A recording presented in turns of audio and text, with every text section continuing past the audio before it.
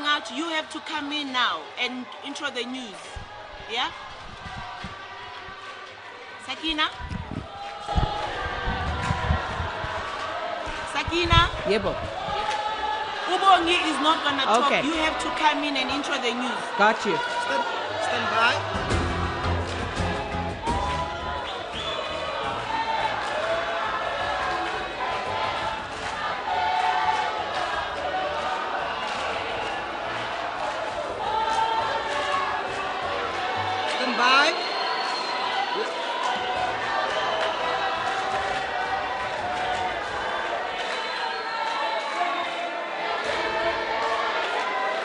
Sakina?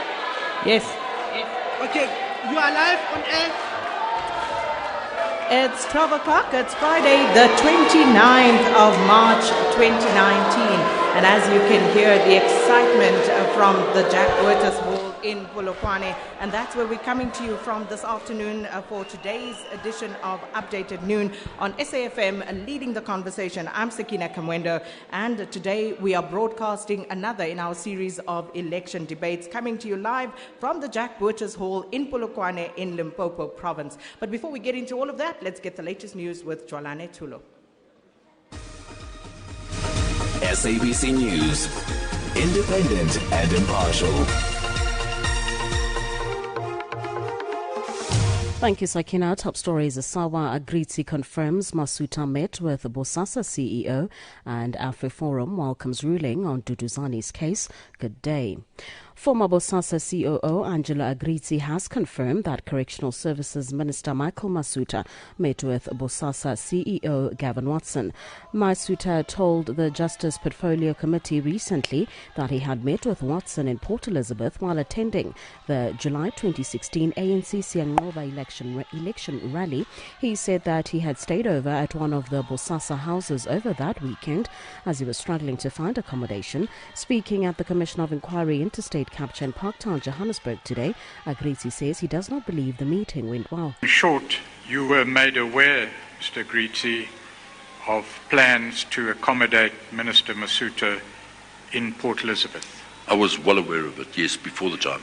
And in connection with that plan, the intention of which you knew was that Gavin Watson would have a meeting with Minister Masuta.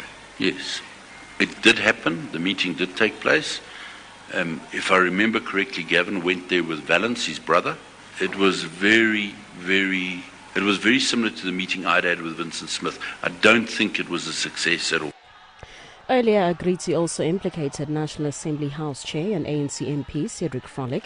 He says Watson handed Frolick a security bag with money in attempts to make then Parliament's Correctional Services Chair Vincent Smith sympathetic towards Bosasa. There was a specific meeting where Gavin Watson told Cedric to do whatever's possible to ensure that we could win over Vincent Smith, or alternatively, to try and move him out of that position so that he couldn't be detrimental to Bosasa. Whilst we were discussing this approach to Vincent Smith, Gavin then excused himself, walked out, went to the vault, and then came back. And he called him. He said, come here. And they were in the passageway, and he had opened his jacket pocket, and he put a security bag in the pocket. And it was some money. Who put the security bag in whose pocket? Watson put it in Frolick's pocket. Former District Coordinator of Early Childhood Development in the Eastern Cape, Portia Banki-Sizane, has been found guilty on 15 counts of fraud in the Port Elizabeth Commercial Crimes Court. Judgment started yesterday in the R1.2 million fraud case against the wife of South African Ambassador to Germany, Sizane. She was found to have defrauded the Provincial Education Department by processing fraudulent applications for Grade R teaching posts. Sizane will remain in custody until sentencing. The Chief Electoral Officer of the IEC, Simon Mabolo, has cautioned political parties against destroying the country due to political differences.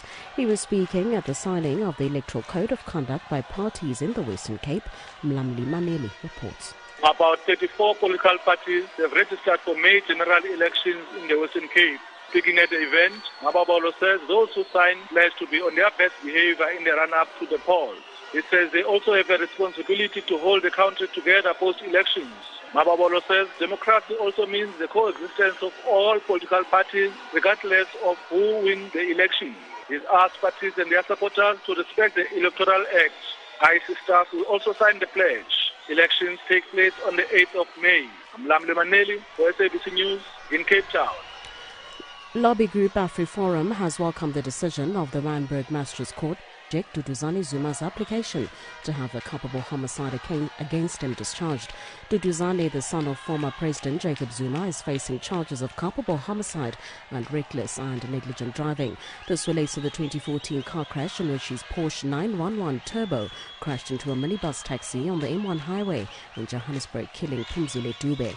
In late 2017, AfriForum gave the NPA an ultimatum to prosecute Zuma for culpable homicide, saying if this didn't happen, they would privately prosecute him. AfriForum's Kari Kriel. AfriForum welcomes this decision. It's not only a positive step for the Dube family that we represent and want to see justice, it's also a positive step for AfriForum, but then also for every person in this country that believes there should be equality before the law, and people that have done something wrong should be prosecuted without fear, favour or prejudice. And we are happy that we forced the NPA to prosecute this matter.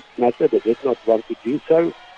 And finally, IFP Treasurer General Naren Singh says party leader Prince Mangosuthu Buthelezi had a very loving relationship with his late wife. Speaking at the Ulundi Stadium in northern KwaZulu-Natal ahead of the funeral of Prince Buthelezi's wife, Princess Irene Thandekile Mamzila, Singh said Prince Buthelezi would buy roses for his wife every Valentine's Day and wedding anniversary. She did a lot in the background, and that is why I say sometimes we underestimate the role of partners who quietly continue with other chores which would have been the responsibility of the one partner. For example, in my own case, my wife takes care of the family and everything else, keeps the home fires burning, understanding fully that we are available 24 hours a day, 365 days to the public. Recapping the top story, former Bosasa COO Angela Agrizzi has confirmed that Correctional Services Minister Michael Masuta met with Bosasa CEO Gavin Watson. For SAfm, I'm Jolani Tula. Sakina Kamwendo on SAfm.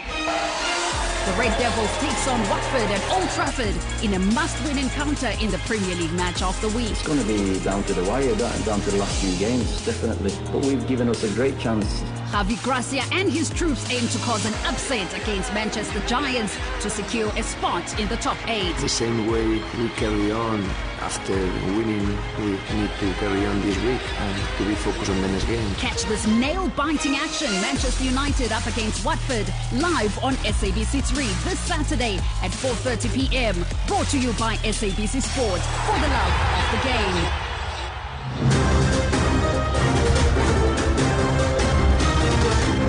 News from the TV License Office. With our new SMS balance inquiry function, you can now get your TV license balance conveniently on your cell phone. SMS your ID number or TV license number to 44210 and voila, 44210. Standard SMS rates apply, quick and easy. TV licenses make a difference.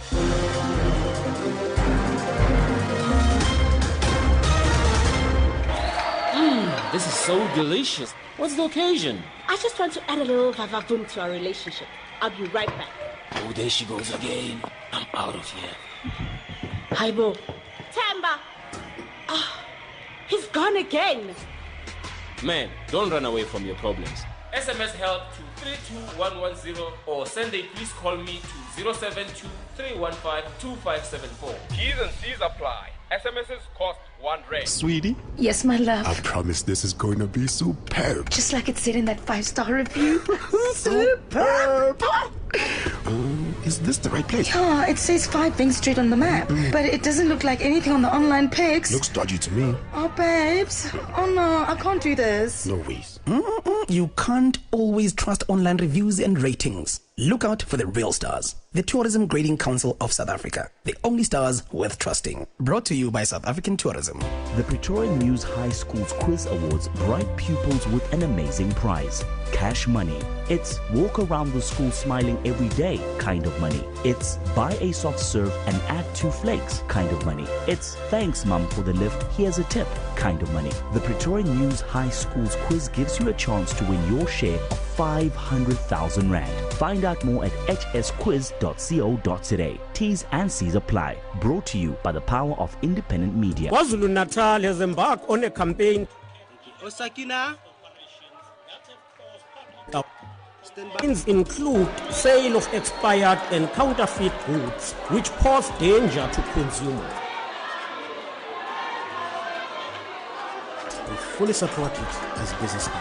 We need fair competition. All businesses must be registered so that they can pay tax to fund development. In KwaZulu-Natal, we support and promote law-abiding business.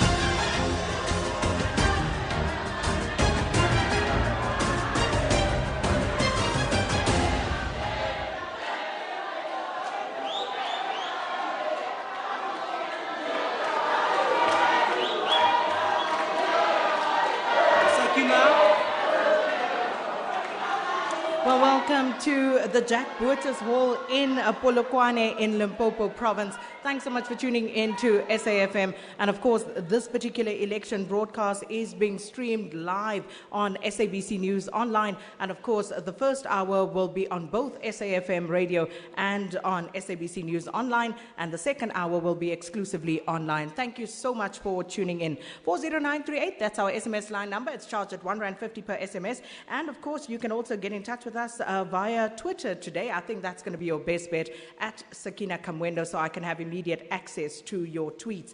Well, the political parties are here, they're ready and rearing to go. But before we get into the issues as discussed by the parties and of course raised by the electorate, let's first take a listen to what some of the people on the streets of Limpopo had to say. And we're talking countrywide and of course provincially, because our focus is going to be in the main on what's happening here in Polokwane, but we also want to know what's happening further across the province. So let's take a listen to some of those opinions. We don't have a water. If we are facing the big problem here, that is why people are striking for water. If we have water, they won't strike, but we don't have. We have to strike. There's no water, like since there's no water, there's nothing they're doing, but they need us to vote, but we don't have water. I ain't vote, no vote, no road. We won't vote, no road, because they see us as animals who do not deserve a road. They are trying to divide us by going to Muyeshe and ignoring our demand for a town. 3 times government promised to give us money and give us even the document, but 3 times in different years, but no tar road. I'm not here because they promise empty promises for the communities. They said they will work for tar road and there is no job. There is no development in my community. The people on the ground there seems as if they are going back to the mood of anger. They are not happy with the situation of this project. The villagers, they are starting to doubt what the deputy president have told them. There's no water. Every day we're struggling to drink, to wash, to bath.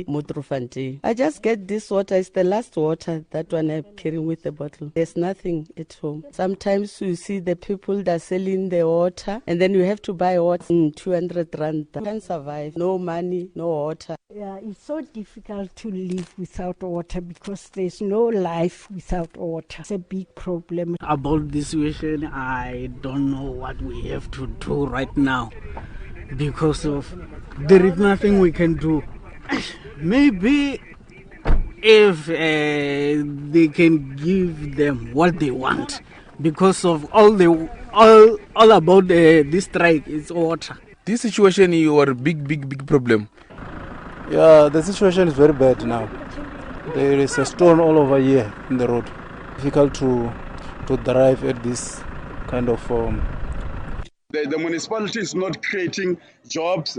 Instead of delivering the houses to the poor people, these poor people are ordered. Stand by 5 seconds. And per RDP, they are paying to the chief.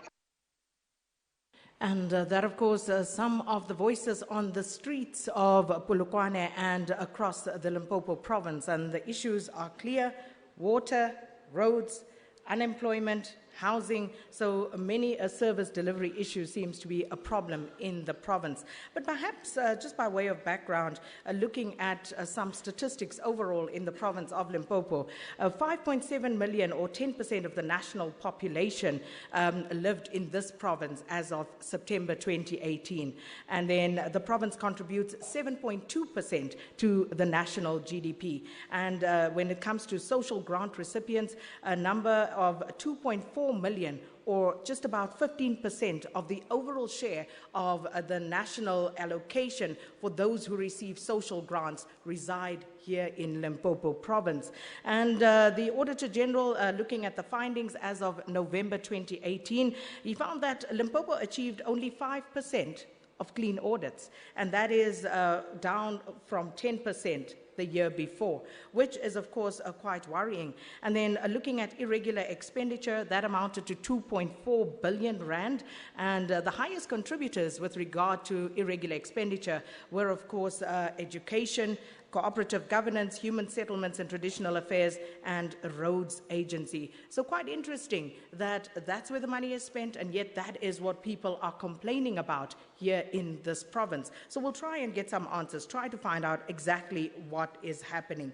But then also 73.7% or 4.2 million residents in this province are actually getting water from a regional or a local service provider as of 2016. And 4.2% of residents have no access to electricity. That was also as it stood in 2016. 21% or 1.2 million Limpopo residents have access to flush or chemical toilets, but we know that also quite a problem situation in this particular province with regard to pit latrines, and some of the stories well documented, which we will get into later on as we move along. And then also when it comes to community protests involving some or other form of rebellion against the local or provincial government, there were 149 service delivery protests in this province between October 2004 and 2018. So that just to give us some form of background as to what the provincial picture looks like.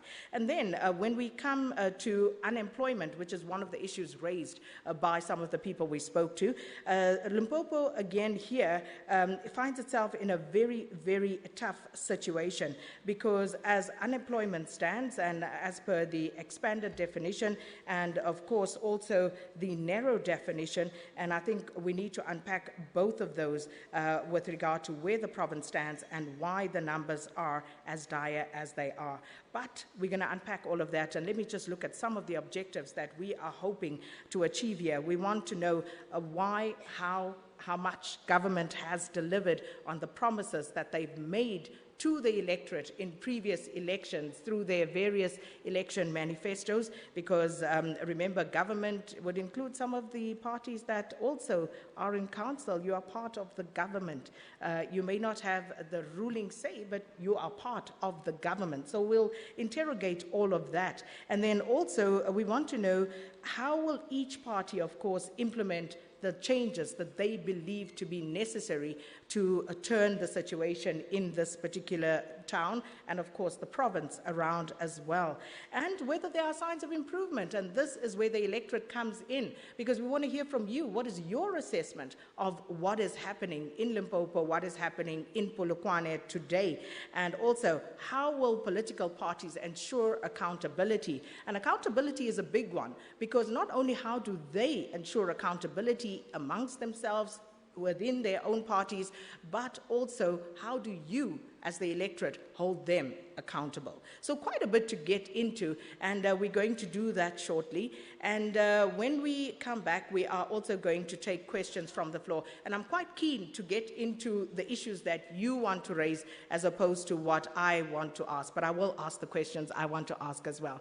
But what we're going to do is we're going to start by giving each of the political parties represented here an opportunity to just have 2 minutes and tell us what it is that they believe they can do for the people of Polokwane and of Limpopo. And for the benefit of our viewers who are streaming, and of course also the listeners who cannot see this, let me just run through the parties that are here. We have the ANC, and we have the ATM, COPE, EFF, the PAC, and next to PAC is Ahang, I believe, the DA, Azapo, and I see ACM joined us as well. Thanks so much. So those are the parties. So we have quite a big panel, and we'll try to roll it over as smoothly as we can. But let me start.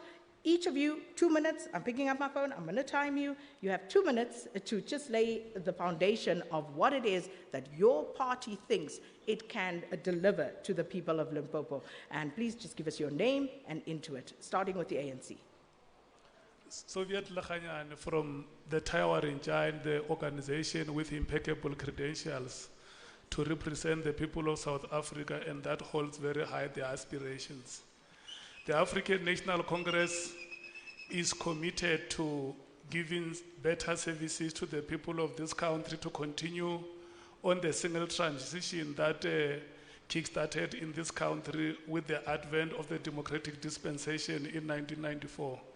We have characterized the period that we find ourselves in as the period of radical socio-economic transformation, where we have to build an inclusive economy for growth, for sustainable development, to create jobs, to attract investment, so that our people can play a meaningful role in the economy and share in the wealth of their people.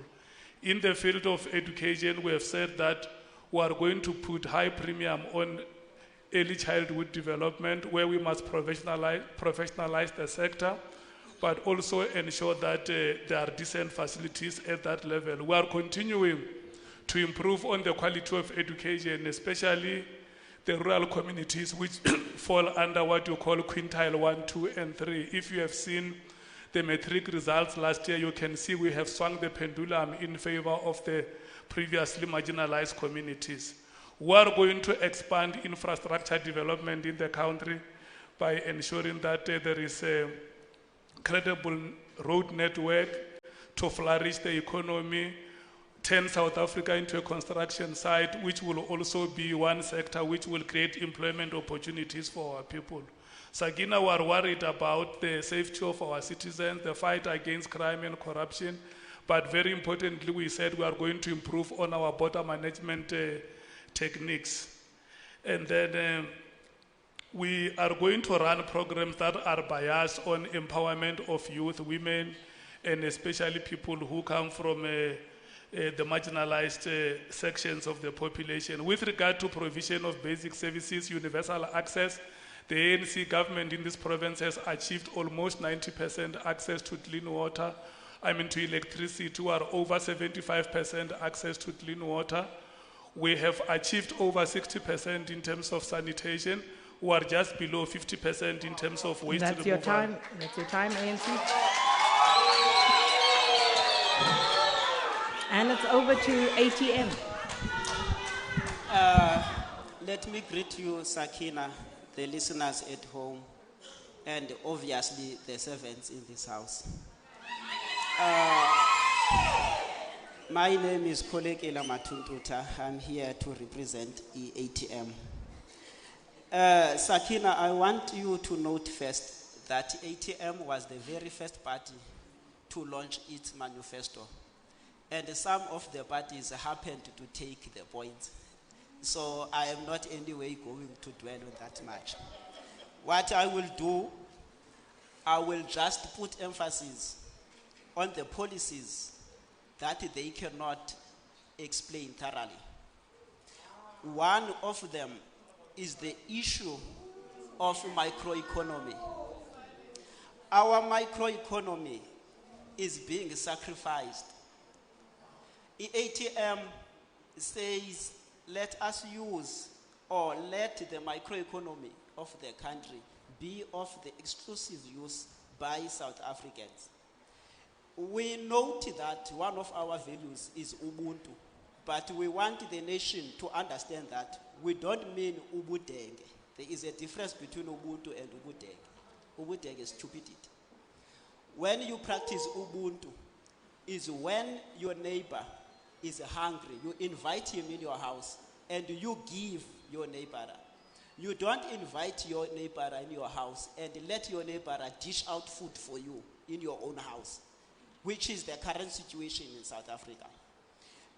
Sakina, we actually want to catch up with the whole continent, because the same policies that protect the microeconomy, which is the best and practical way of arresting poverty.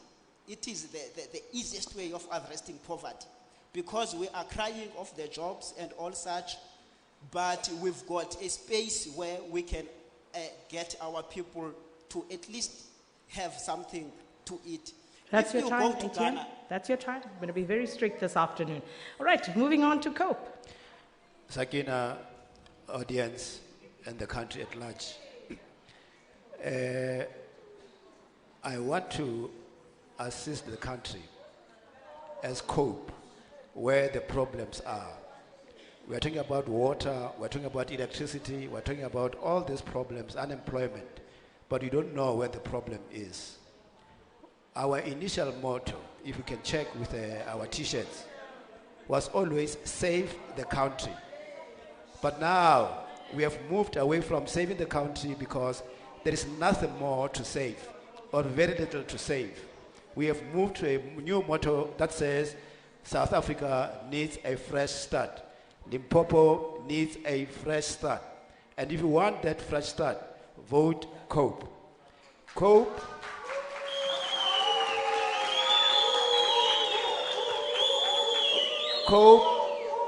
COPE will bring something different in this country. And this is leadership. Leadership of men and women committed to honesty. Men and women who will be sincere servants of the people. Men and women of truth. Men and women of respect. Men and women who know that there is a difference between the state and the party. In this country, we have lost the difference between a state and the party. And what happens is the state is no longer there, the party comes first. And that is where the problem is. And when the problem is that, it means all the jobs go to the party, or everything, water, go to the party, because we have lost. COPE will separate the state from the party. That's your time. Well, let's hear from the EFF now. Thanks very much, Sakile. The EFF since 2013 it has not been making promises, it has been making commitments, and all of those that it has committed to, it has fulfilled. We are here as the EFF to represent a proper alternative government that will give the people of Limpopo proper spacious houses, houses that will speak to their dignity.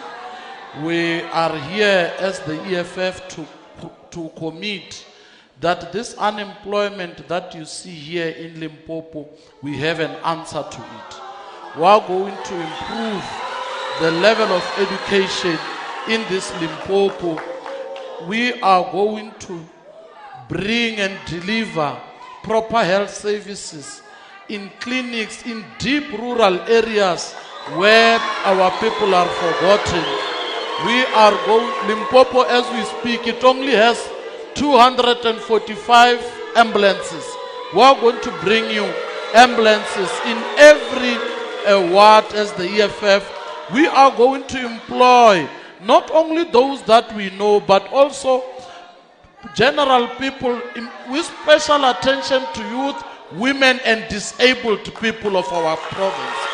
We are going to scrap all the debts of families that are headed by children, disabled and senior citizens of our province. We are going to deal with corruption in its entirety, not because who committed it and it gets shielded.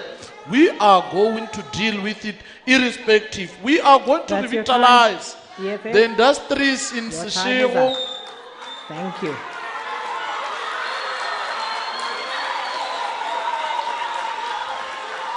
All right, from EFF we move on to the PAC. Thank you. Thank you very much, Sakina, and everybody in the arena.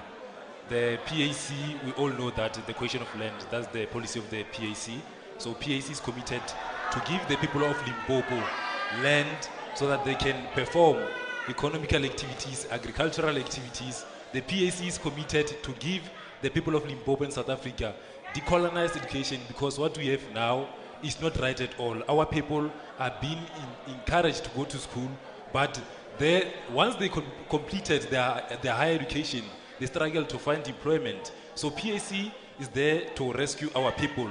We're also going to improve the healthcare system that is at the verge of collapse in South Africa, even here in the province. So PAC is going to ensure that we establish outreach programs whereby we're going to engage with the masses and teach them about various illnesses and on how they can cure those illnesses. We're going to ensure that we build more hospitals, we rehabilitated the dilapidated ones, and also build more clinics. We are going to create on the issue of youth development, we are going to ensure that we create youth ministry so that we have a ministry of youth led by young people in this country, so that they can actually focus on the affairs of youth, affecting youth, because those are the victims of unemployment which is very rife in the country. And it means that in each province we are going to have a department of youth which will be led by MEC, and that person will be someone young. We are going to ensure that we establish economy that is decolonized, because what we have now is not in line with the demands of Africans. Right, PAC, thank you so much. And next to PAC we have this afternoon Ahang. Thank you very much, Sakina, as well as some of political parties here. My name, as I've already said, I'm Thomas Beto Munyepao from Sokosese. I'm representing Agang SA, Limpopo province.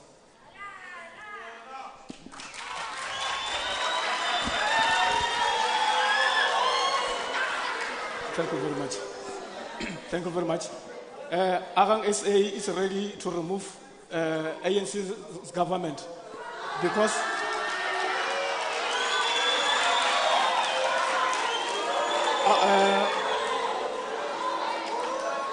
as the Agang SA, if you can see in our villages, some of the villages are living without water, no electricity, no RDP houses. They spend a lot of time waiting for the RDP houses. We as the Agang SA, we are ready to do everything for our people. The Agang SA will fight against unemployment so that our people must get a permanent jobs. We don't want permanent jobs, so that we won't wait for our people while they will work for something like sorry. Ahang, you still have a few seconds. Please continue. Thank you. Are you done, Ahang? No. So please conclude. And as the Agang SA, we are ready to fight against the nepotism and corruption in our municipalities. The ANC government,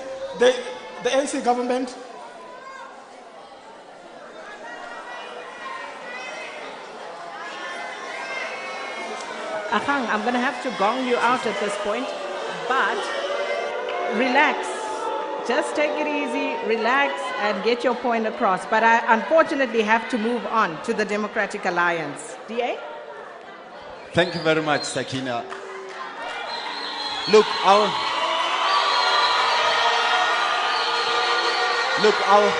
Our plan is very simple. It is based on making sure that we build a capable state that is honest, with honest and ethical officials, where you do not have corrupt politicians in leadership positions, unlike other parties. It is based on making sure that we improve the public health center system so that all the clinics have the medical professionals that they need. They've got the medication that patients need, so that no one is ever turned away from a clinic because there is no supply of medicine, as it happens majority here in Limpopo. But it is also based on creating job opportunities for young people, so that we can launch a national civilian youth program that will capacitate young people with the skills and experience they need to compete in the economy. Because the biggest disadvantage to many young people, especially school leavers, is the lack of experience to compete in the market.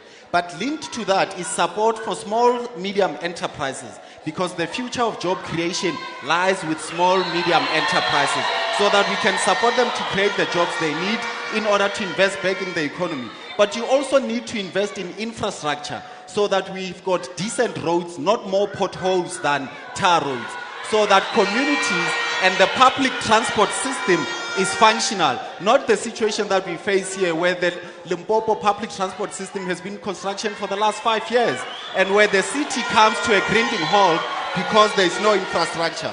But it is also to make sure that people can own land so that those who live on communal land have title deeds for their land. Thank you, DA.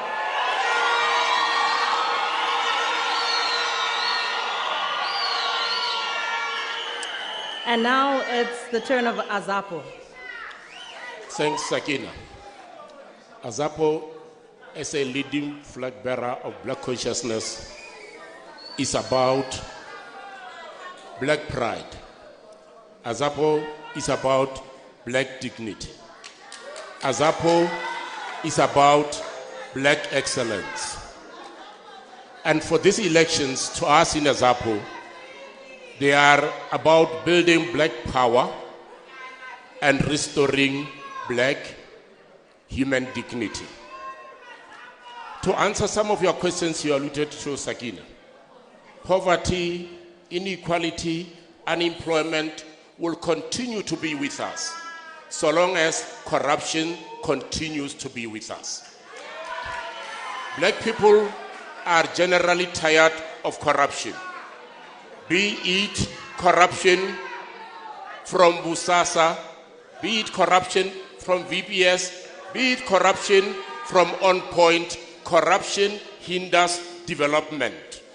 And the current status quo, the current government, lacks political will to deal decisively with corruption because of the current electoral system.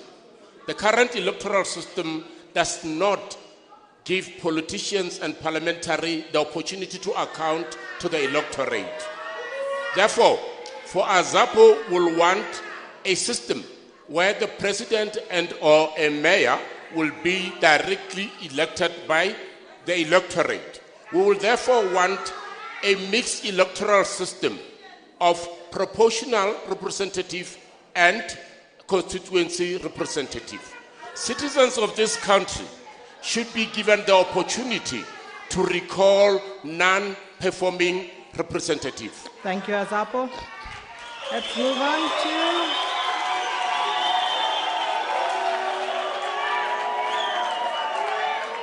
And rounding up the panel here is ACM. Thank you very much, Sakina. My name is Lawrence Mogalin Tubing. I'm representing ACM. That means vote ACM on 8 May. Ours is not just talking. Ours is implementation, action, vision and plan. Since from 25 years ago, people are talking about water here in Limpopo and South Africa as a whole. But when we need water, some other organizations, they dig down pipes into the holes so that we drink that pipes.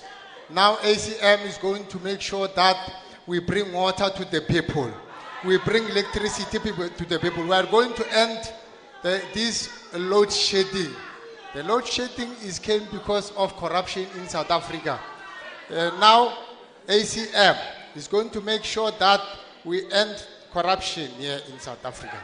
We have Bermuda roads here because we don't have a good leadership. But for now, we are going to have a good leadership because of ACM, African Content Movement. We are going to demolish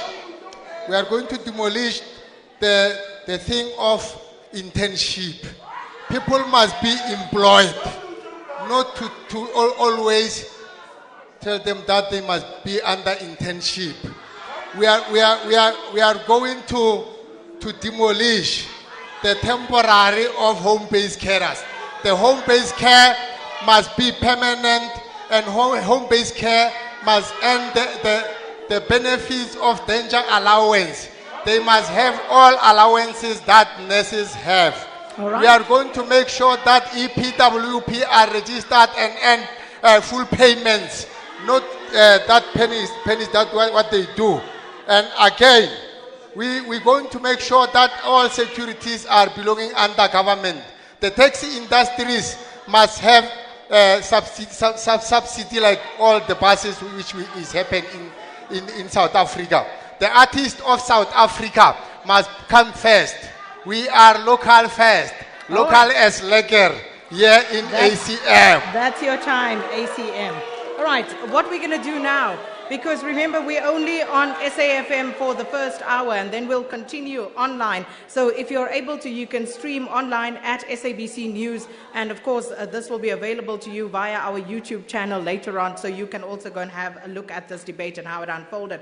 But I want to take questions from the floor right now, and then I'll come back and interrogate further some of the points that were made by the panel here. But I first want to go to the floor and take questions from the various people who are here. So if you have a question, we have some roving mics, and we'll take one from this side and one from the other side, and then we'll take those questions short, sharp, to the point, name, and get into your question. If you don't, I will push you and I will move on. So let's get it started on the floor. You up, sir?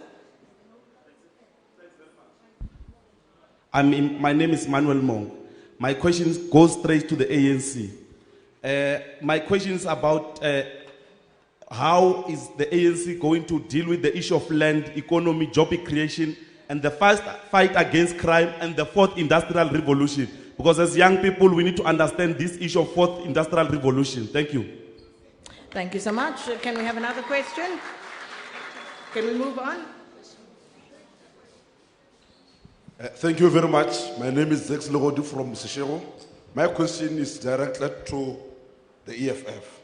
Ever since the emergence of the EFF in all the spheres of government, tables have turned around. So when we are busy doing our door-to-doors, our people are asking us, what is your position based on the social grants? Thank you so much. Next question. We'll take about 5 in this round. Yes, sir. Oh, thank you very much. I'm Isaac Siveta from ATM Limpopo. My question is directed to the EFF. What are you going to do with microeconomic in our province? Because we have realized that each and every corner inside the town, there's a lot of foreigners. Thank you. Thanks for that question. And another one from the thank center you. here. Please Thank continue. Continue. Hello. I am Mwabi Mhlapamasi representing the COPE, and I'd like to ask a question for COPE and also for the ANC.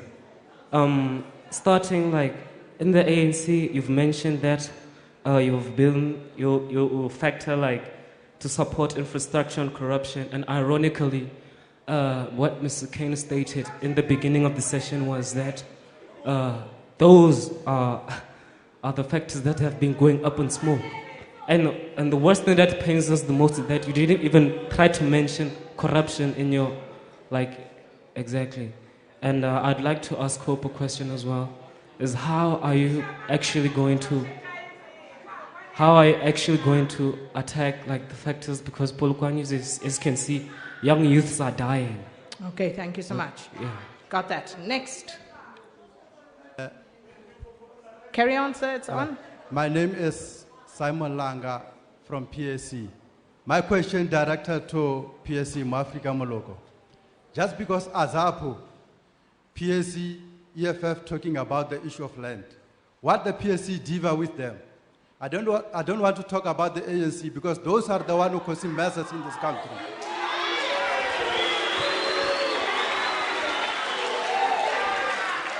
Hi. My name is Risham Baraj from the DA, and my question is to the ANC. We've been talking about corruption for the last 20 years. If you are serious about corruption, why has nobody from VBS and Bosasa been arrested to date? And if you are serious about corruption, why do you have the same people back on your lists going to parliament and going to legislatures? Check. My name is Moloko Madidi Malo, and my question is directed to Azapo. I want to know how will an Azapo government. Apologies. Continue. I want to know how will an Azapo government defend democracy, uphold the rule of law, and promote good governance. Thank you. All right, thank you so much. All right, we'll come back. We'll take another round of questions. Hold it, sir. I'll come back to you. Let's first answer these questions, and then I'll come to you. All right, let's start with the ANC. Quite a few questions there to you, dealing with crime, dealing with infrastructure development, dealing with corruption. Thanks very much, Sakina, and for the beautiful questions that have been asked here. Look, we have policies as the African National Congress, and we are not going to invent new policies. We are expanding and accelerating on what we've been doing in the last 25 years. We are going to deliver letters like the postman. The dogs will continue barking on the streets. The approach of the African National Congress on the issue of land. The ANC has spoken about land since 1912. Land has been a key feature in the Freedom Charter document in 1955. After the elections, we will be the majority party in parliament. It will be the ANC deployees in parliament voting for the amendment of Section 25 of the Constitution of the Republic of South Africa. We will not be begging anybody to vote with us. Those who understand and have the future of this country at heart will vote, but the ANC will lead the process like we are leading it now in Parliament. We are at a stage where the process must now go to Parliament for tabling and for voting. Land is going to be expropriated without compensation, and expropriation does not mean deprivation. We are going to provide for the law of expropriation and list conditions under which expropriation is going to take place within the framework of the Constitution of the Republic of South Africa without depriving any citizen of this country. We are not a clumsy government. We are a responsible party leading government. We understand South Africa. We want to stabilize this country. We want to progress it. We want South Africans to flourish. The issue of land is very central to the economy. We are going to deal with it with the sensitivity and fragility that it demands from the leadership of the country. I want us to move on. If you would just help us by I don't mind the howling, but please can we not drown out the speaker? So I want us to get to the question of infrastructure development, and it would seem that there's a chronic problem of underspending. There's a chronic problem of underspending, it would seem, in the province with regard to capital expenditure, and yet everyone you speak to in the province has some issue or other with infrastructure. So what is going on there? Allow me to finish the questions that have been tabled here. That was one of the questions. I'm speaking to you about a question that was raised about water and infrastructure, yes. And I'm saying I'm moving you along, Mr. Lekanyane, because we don't have much time. Yes. There are questions which have been tabled here. Let me respond to them. On the issue of water provision, I have said that we are over 75%. We have achieved over 75% access.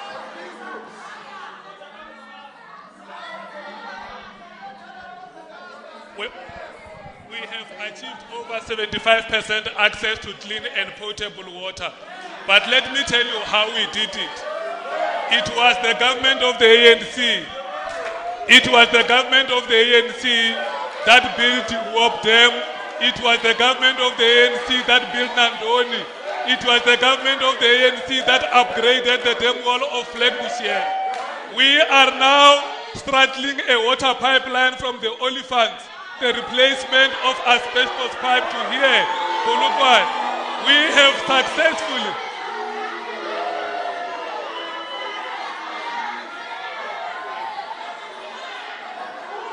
and Sagina. It's no use trying to scream over the crowd, Mr. Lekanyane, so I'm just waiting for them to quiet down. Continue. When you come here to Polokwane, you will find that there are major efforts to expand the N1. One of them here is the Polokwane bypass. The other one is the Musina bypass, because we are worried about the safety of our motorists and the people of this province. But we are also going to attend to the N1 North between Granskop and Musina to boost the economy of this province, but also to ensure that we have elaborate road network. With regard to the fourth industrial revolution, there is only one solution. South Africa has never been to any industrial revolution. We are going to Sparapara on the fourth industrial revolution, and we start it in education. We are going to make sure that our education system responds directly to the demands of the fourth industrial revolution by ensuring that all the equipments and devices that are needed in education to empower, in particular African children, to participate meaningfully in the fourth industrial revolution, they have access to those resources at ECD level, in primary education, in secondary school, and at tertiary level. Okay. And we will also assist the process by expanding the support that we give to tertiary education.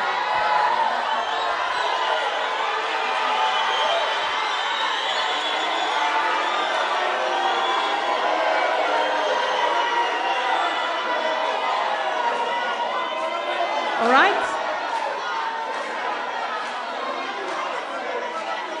And as the crowd respond there, as you can hear to what Mr. Lekanyane of the ANC has to say, and just waiting for them to catch their breath so we can continue with the questions here. And if we can just ask the crowd, to cooperate, please. And I don't have a problem with you expressing yourself. If we can just hear the speakers out. Mr. Lekanyane, I'm going to have to rush you along. Please respond to the question of corruption. We need to get to others. We have time constraints. Please respond to the question of corruption. I want to go Mr. Lekanyane, please respond to the question of corruption. Yes, the corruption question, Mr. Lekanyane. Please respond to that question. The question raised by Code and the DA. Mr. Lekanyane? Yes. In as much as I'm going to ask the crowd to cooperate with me, I'm going to have to ask the panel to cooperate with me. I'm trying to manage time. I'm asking you to respond to the question of corruption that was put to you. I want to respond to the question on corruption.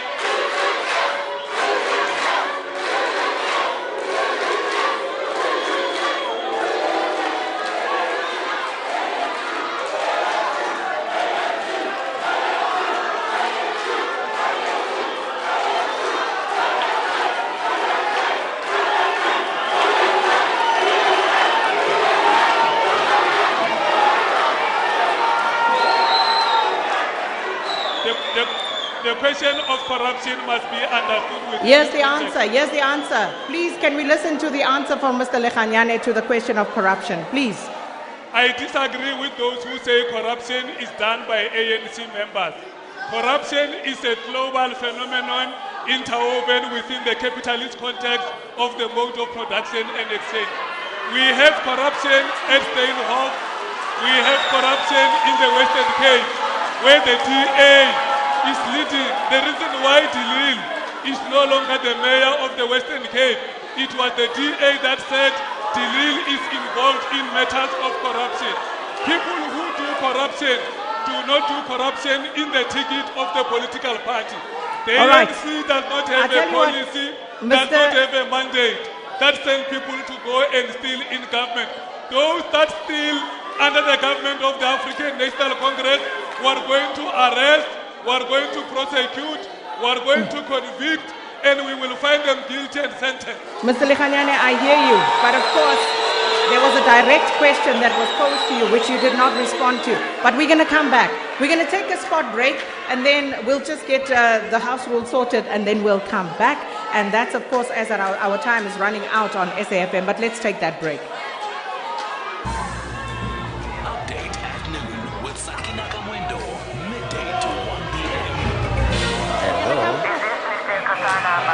It's Mr. Kasana. I'm good. Thank you for asking, Mr. Kasana. I didn't. Is it a convenient time to talk about an amazing deal? Whoa, did you just say amazing deal? Mr. Kasana, as a various customer, yo, I've been dying to talk to someone about this great deal I got from Volkswagen yesterday. I know, I couldn't believe it either. With amazing deals across the Volkswagen range, like a Golf Trendline from only $3,599 per month, it's all you'll be talking about. Visit your nearest Volkswagen dealership today. Offer subject to credit approval from Volkswagen Financial Services South Africa, an authorized financial services and credit provider. Golf Trendline over 72 months, 11.4% deposit, 6.85% linked interest rate. Total cost 369,798. T's and C's apply.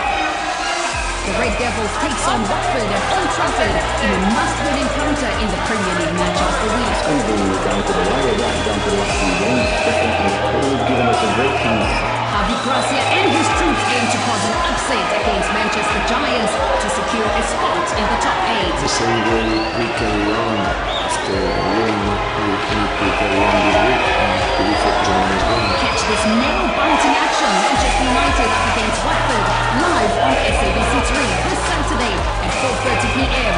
Brought to you by SABC Sport for the love of the game. South Africans have a make-it-happen attitude. They are nation builders.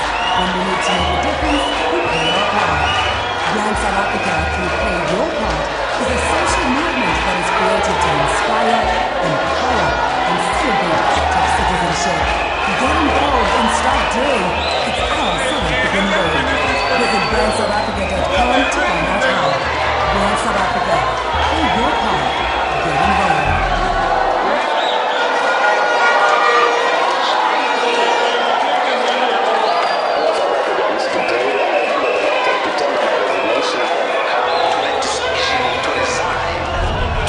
Years into democracy, we head to the polls again.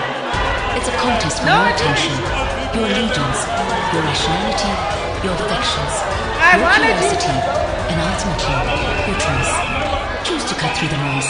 Choose to read the Mail and Guardian. This Saturday, your SABC Sports Weekend starts with the last episode of Sports Stars Uncovered on SABC 1 at 1:30 p.m. Then at 2 Soccer 411 sets with the soccer scene. Steve Propeller visits his former team as Bloemfontein Celtic face Golden Arrows in the Nedbank Cup quarter-final clash at 3 p.m. In the Premier League, Manchester United plots against Watford for a top 4 spot on SABC 3 at 5 p.m. The evening ends with EFC at 8 p.m. SABC Sport for the love of the game.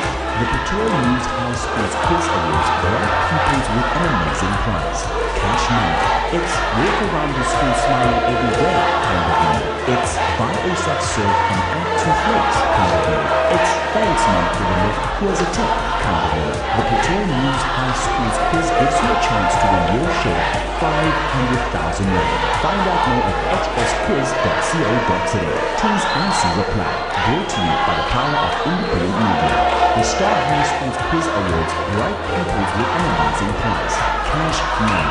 It's walk around the school smiling every day kind of money. It's buy a sock serve and add 2 floats kind of money. It's thanks month for the left, here's a tip kind of money.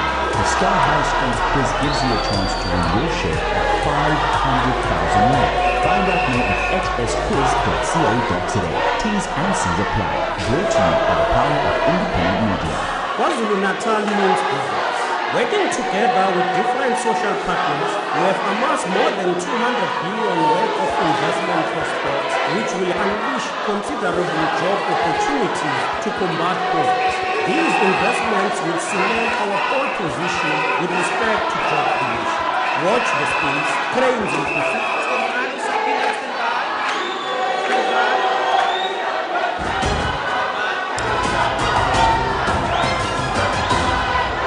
And we are back at the Jack Waters Hall in Polokwane for an election debate here in Limpopo province.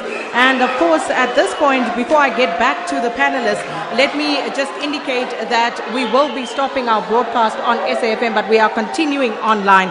And let's move on to the EFF and the questions that were asked of them. And we'll ask the panelists to factor in some of the questions that they don't get to respond to at this stage later on as the debate continues. But I'm also going to appeal to the panel because, you see, and this is the problem, if you are unruly, so do the supporters become unruly. So please, if you can cooperate with us and also help us with the crowd, because we can't have a debate if nobody is listening. So I appeal to you, can we please listen to the answers? And then you can heckle and howl and say whatever after the fact. But please, can we listen to the responses? All right, let's get on with it. EFF, as you can give us your responses to questions posed to you about social grants and also the microeconomy and what your possible solutions will be around that. No, look, thanks very much. The EFF's position on social grants is that we are going to substantially increase these grants. Like on your senior citizens, we are going to take it from 1,300 to 2,600. On your child support, we are going to take it from 400 to 800. Disabled people living with challenges, we are going to give them 2,400 from 1,200. Now, that is what we are going to do when we come government, because there is no more anything called the ANC that is going to rule after the 9th of May. But the question raised by the ATM on foreigners at every corner, what do you mean a foreigner? Because he's black, he's a foreigner. SABC News. Because he's black, he's a foreigner. Because he's black, you can't give him job. But when he's white, he's an investor. You don't even want to check if he has qualifications. You don't even want to check if he has correct papers. It cannot be.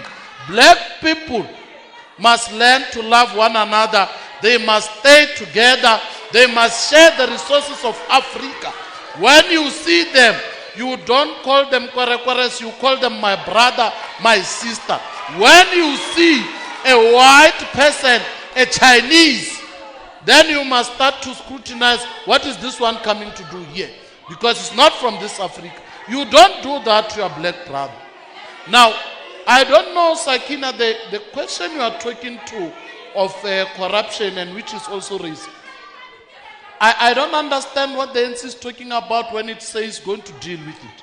Here in Limpopo, here, the ANC is the biggest protector of corrupt people.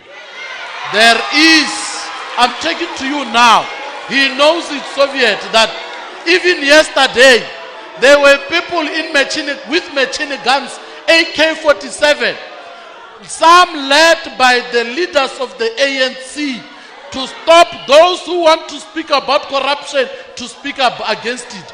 In the ANC offices, AK-47. I'm talking to you now here.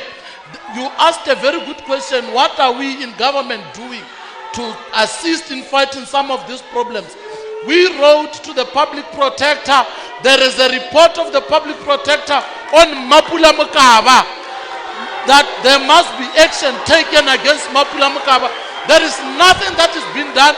The Premier said to us that the Premier agreed with us that action must be taken. No action has been taken to date. I'm taking to you now all those mayors that collapsed municipalities from VBS. They have not been sacked. They have not been punished. They were just removed from being a mayor, but to be a normal councillor. That person is still getting paid. But that person has looted a lot of money from our people. So they are defenders of corruption. They must not even talk about corruption. They must not even start. Well, let's go to Cope now. There was a question there for Cope. And it pertains to infrastructure and infrastructure development. Thank you, Sakina, once more. One was about youth. The other one was about infrastructure. I want to say, having had the State of Capture Commission, we know where the monies of these countries are. The monies are in the hands of individuals. If you heard yesterday that the top 6 in the ANC was paid by Bosasa, that money can go to re-establishing teaching colleges, nursing colleges, specialized schools, and other places. And also, I must say, as COPE, we as COPE are not in an alliance. We are a party that will take decision and stick with our policies. What you see in this country is towards the elections, the tripartite alliance moves together. For the next 5 years, they are fighting about policy on education, on housing, and whatever. So vote a party which is not in any alliance, and that is COPE. Because that way, you are sure of policy. That way, you are sure that when we say in education, it is a strange thing that people are proud to talk about 60.9% of pass rates. And the question is, what happens to the 30.4% of failure rates? Those youths are left in the streets and people are praising themselves that we have failed 30% of the people of South Africa. If you look at the standings, when you look at the pass rate, Limpopo is number last. When you look at the failure rate, Limpopo is number 1. Why? Because in those schools, principals, leaders, etc., have to belong to a particular party to be those leaders. When in this country, there are so many people who can take this country forward. And that is what I'm saying as COPE. We'll put the right people in the right places. We are going to deal with the 3 levels of the spheres of government, because a lot of money there is wasted. And we have to review that so that the money can go into education, the money can go into health, the money can go into other places. All right. I was shocked, Sakina, the last thing, with the state capture inquiry, that people can still defend themselves. We don't have SOEs right now. We have party-owned enterprises. And they used to loot, they used to corrupt the country, and we are here sitting without money for the youth, we are here sitting with unemployment, we are here sitting with poverty when other people are fed like this. That is what is COPE saying. Thank you, COPE. PAC, you are asked to comment on the land question.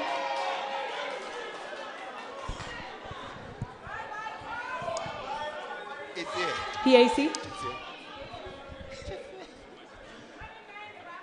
PAC, please speak. Can you hear me? Yes, I can hear you. You know, it's funny, and so amusing for Soviet Lekhanyani, you know, to say ANC is credible, led by a credible leader. They are irrational. They take irrational decision at all times. They asked me to elaborate the difference between, you know, the call of land. ANC want to expropriate land without compensation. We don't support that, because when you expropriate, it means that you take a private property from its owner for a public use. It means that that person or a group of people, they are going to take a legal route. The expropriation process, it simply means that it might take more than 20 years. Even ANC failed to return the land to its rightful owners for a period of 20 years. So PAC want to repossess land. What we are going to do, we are going to engage with everybody, sit on the table, come up with a route that can actually speed up the process so that we repossess land to its rightful owners. We don't want to expropriate land without compensation, because that process is going to delay everything. ANC promised that they are going to expropriate land before elections, but they failed. So why? Because they are irrational, they are corrupt, they always take irrational decisions. All right. Thanks so much, PAC. Let's move on to Azapo there. How do you plan on defending this democracy? For sure. Thanks, Sakina. The current situations we are in now, like corruption, non-development, unemployment, are, as I said earlier on, due to corruption and non-accountability by civil service. We need, therefore, to start off by changing the current electoral system. ASAPO is very firm on this one. Because people should not be accountable to the party. Because often than not, the party is a beneficiary of the same corruption that we talk of. So we need public representatives to be accountable direct to the electorate. So as electorate are able to recall non-performing public representative. We should not be having the MEC of Education now in his position if he was to be accountable, especially for the non-performance that this province, that historically is doing so well in terms of education, is today doing what it does. We are saying we need to restore professionalism and quality in terms of civil service. That's the only way we should do. We need that. We should not be deploying cadres because they serve certain political agenda that are contrary to the national agenda. We say, as SAZAPO, we need to deal decisively with crime and drugs. The issue that EFF talked of a public servant displaying armaments of war publicly is unheard of in any country that takes it serious. But these things happen here in front of us. And those armaments that are of war, that are in the hands of ordinary civilians, gonna kill us. We say all arms should not be in the hands of civilians. We need to create a gun-free Azania. That's what we need to do. We also need to enforce stricter immigration laws. You be from Asia, from Europe, you should be known that you are in this country, irrespective of where you come from. People come here, they deal with drugs, they deal with all sorts of corruption, and we welcome. It can be that city of Johannesburg has 70% of non-South Africans, and who we don't even know that they are legally here. Police, when they go there, they are chased away. What sort of country are we? What sort of independent? This independent, ASAPO fought for the liberation of this country decisively so. We lost our lives. People like Votiro, Mohapi, a lot of people lost their lives, and it cannot be for these things. All right, we're going to take another round of questions. Let's get from the ones who didn't ask, another round of questions from the floor. Again, short, sharp, to the point, and we're starting to my left.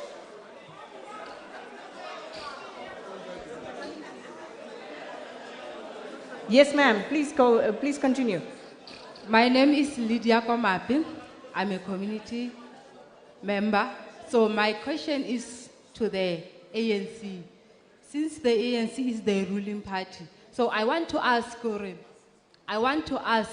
what are you doing with the sanitation issue at the schools? Because are you waiting for other child to fall into the pit until you solve the problem of the sanitation at school? And then another question, you talk about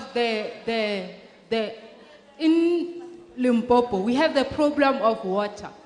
What is your strategy on solving that problem? And then another question is for the EFF. Last one. They say that charity begins at home. So the AFF member is stayed at Sishiu. But when you go to Sishiu Hospital, it looks like prison.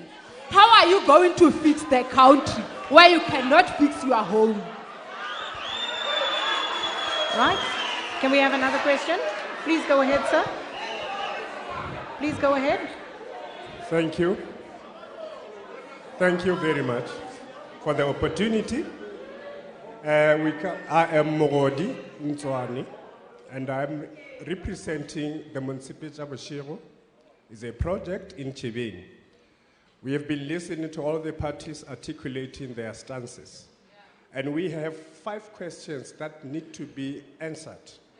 The first one is how and when will we address all this with so many youths taken to drug abuse, alcoholism, and hooliganism? The second question is, when will libraries be built in every ward, if not all villages, as opposed to taverns that have profusely mushroomed in black residential areas? The third question is, when will art, sports and culture be seriously taken advantage of in order to bring unity in South Africa, especially Limpopo?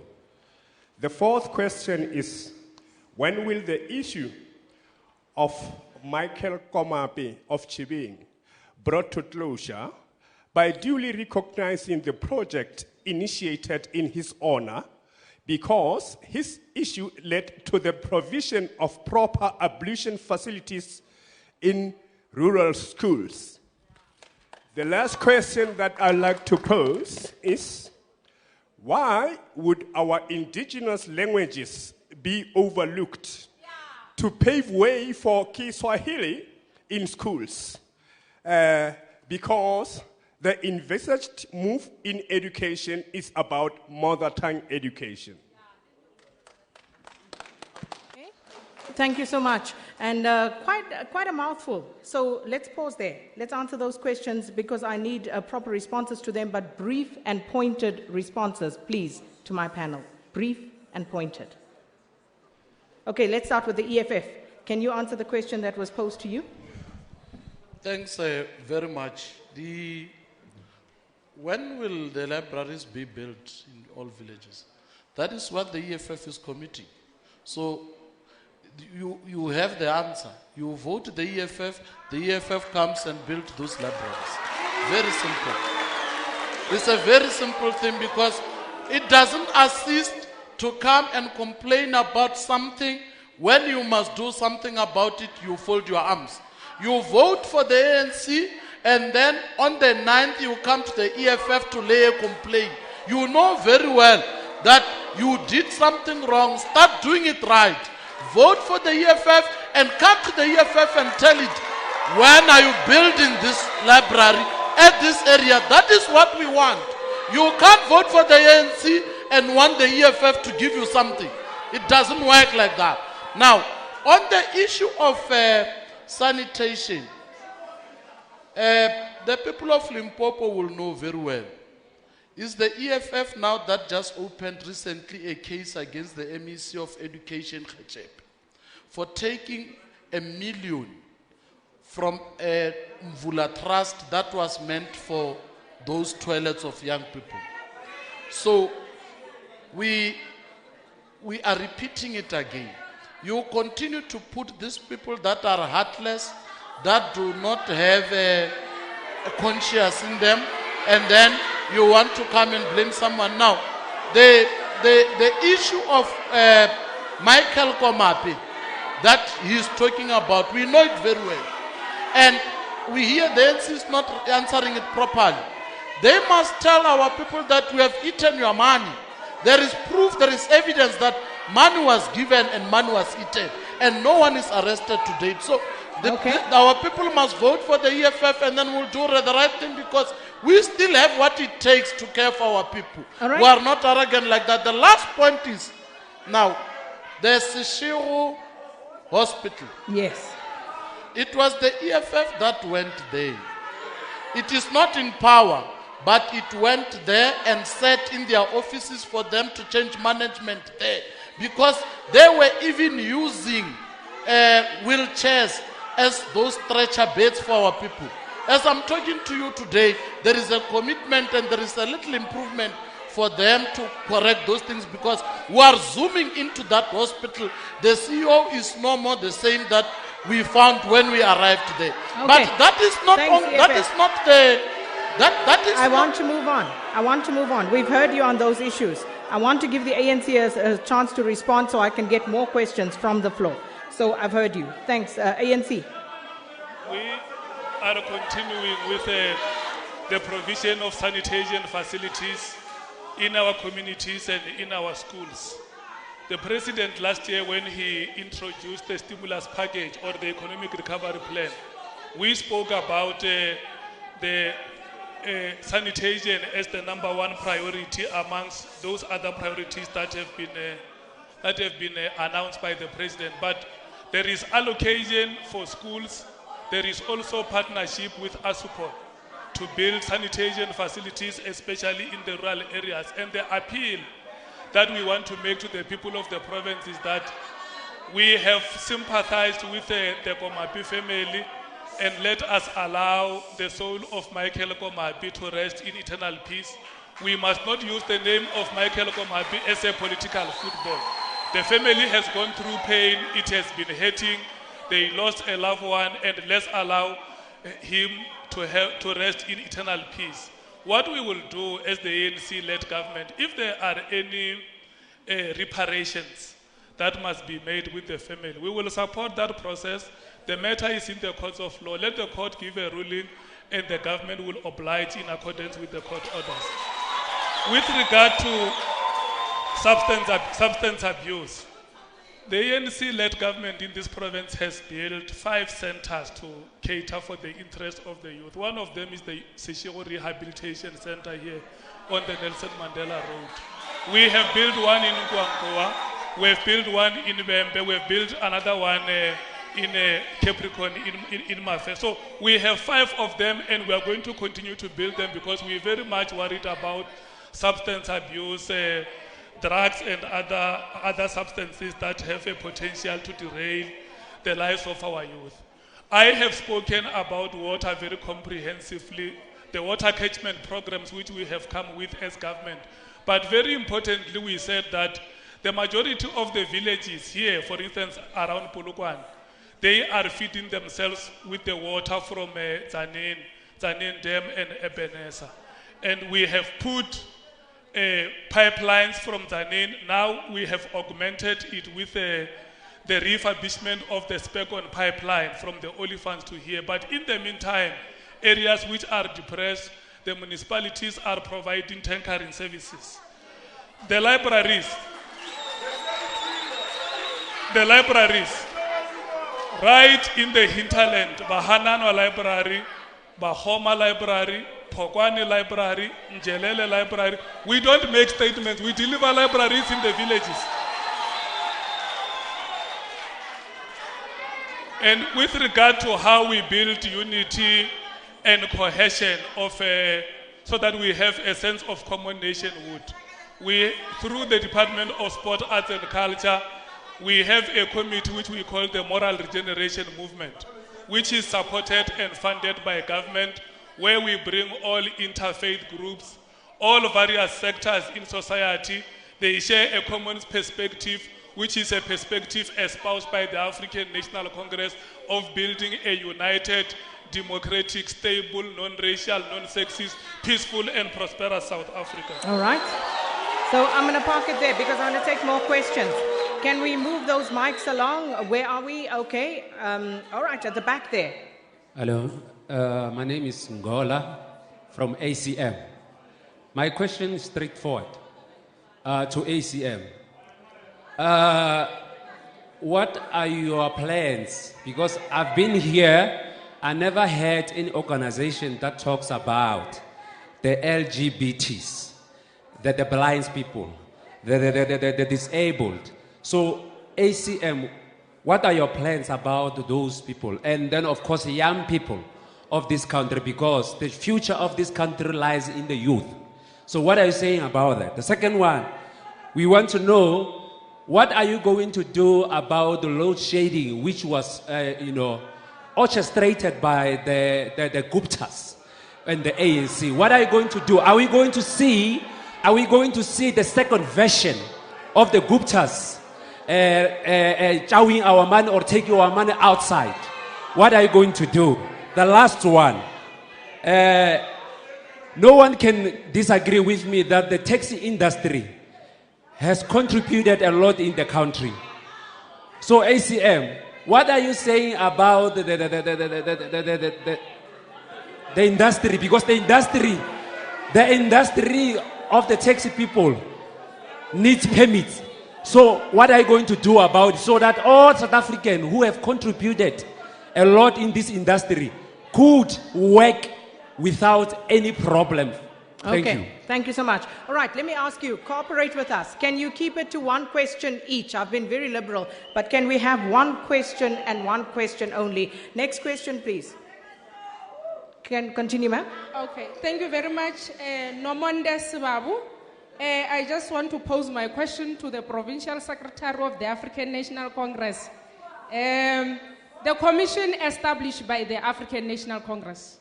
The African National Congress is working under policies and acts. Hababereke ka di Facebook pages, lidi headlines tsa ko kurante.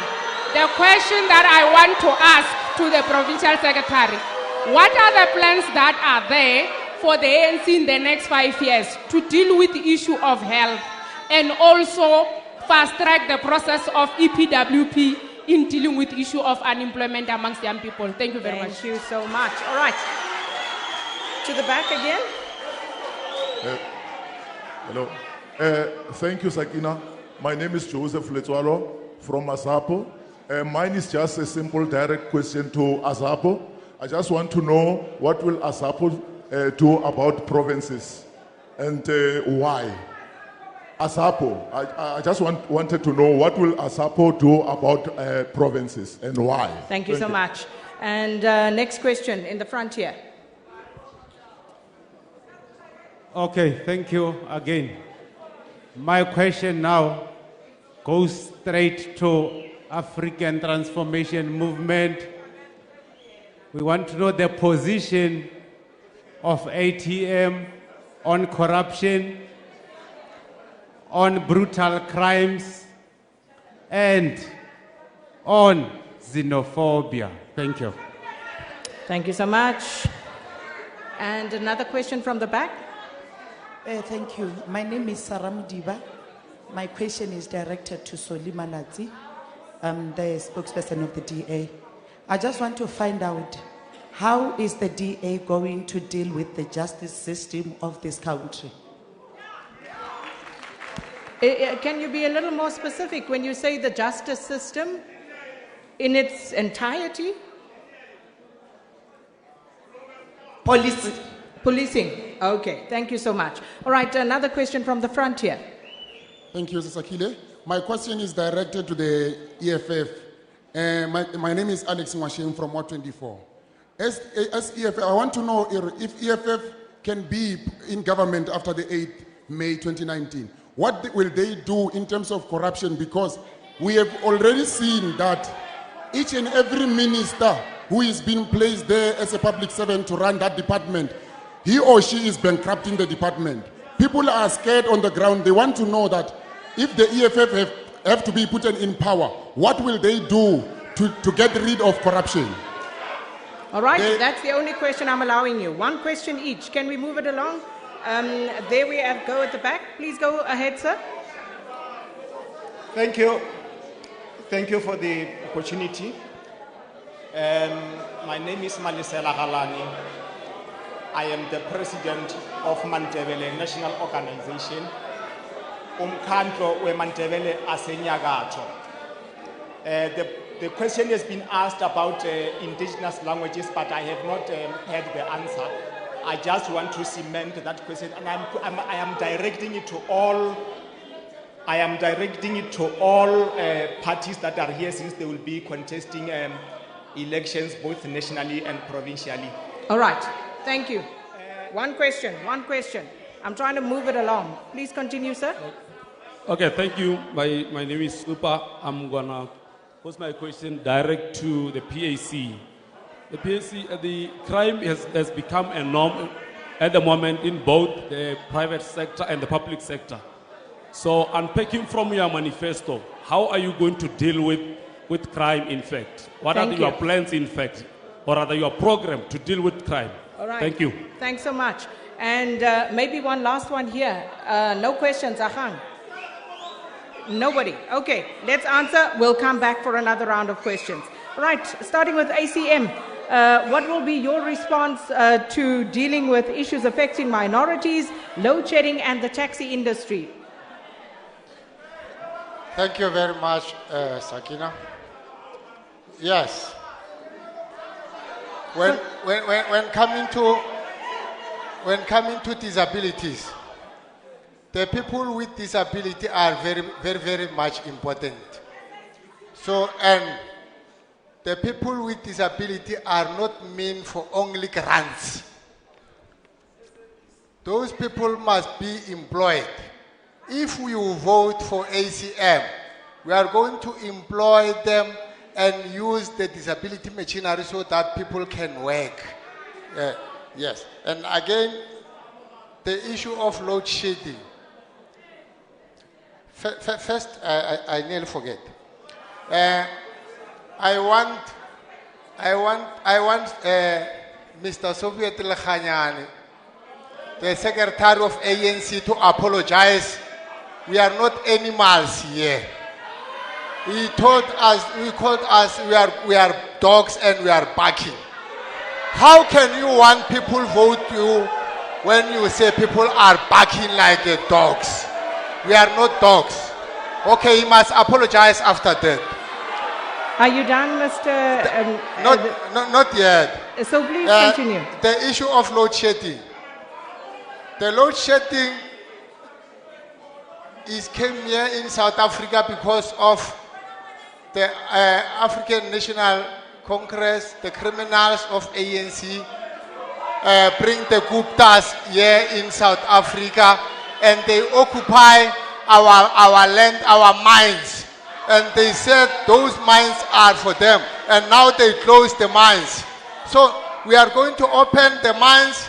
We are going to arrest the criminals. We are going to chase away those who are not belonging here in South Africa and coming to steal our land here. Who doesn't belong in South Africa?